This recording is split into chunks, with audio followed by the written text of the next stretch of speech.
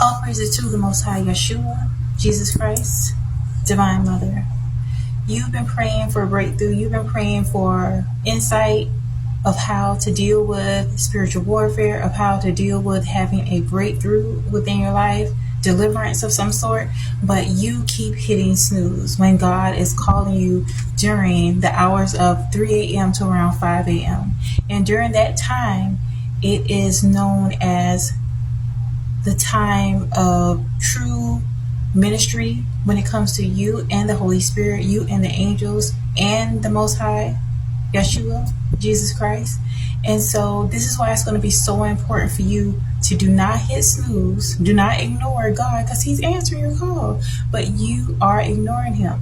So allow yourself to be present during that time. And here's just a few things that you want to do during the hours of 3 a.m. and 5 a.m. Because if you're called during that time, this is a sign that you're about to experience some major changes in your life, some major transformations. And the things that are going to happen in your life are going to happen in a rapid succession. All right, just trust this process. During this time, some people are afraid to even awaken during that time when they wake up, because those that practice occultism deem around 3 a.m. as the witching hour or the evil hour. Okay, just understand duality.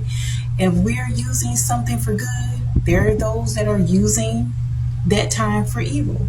All right, so don't get caught up in that. If you're being awoken at that time, understand that God is choosing you to answer your call, to take heed. This is a sign of deliverance. So allow yourself to meditate during that time. Meditation, silent meditation, okay? You don't have to be loud or anything. That is during the time of stillness and quiet. And while others are sleeping, God is doing a work within you. Amen? And so you want to get in a position of probably just lying down flat or sitting up straight and just allowing yourself to recall any dreams that you may have had, and understand too that this is the time for you to commune with the Most High, with our Heavenly Father, okay?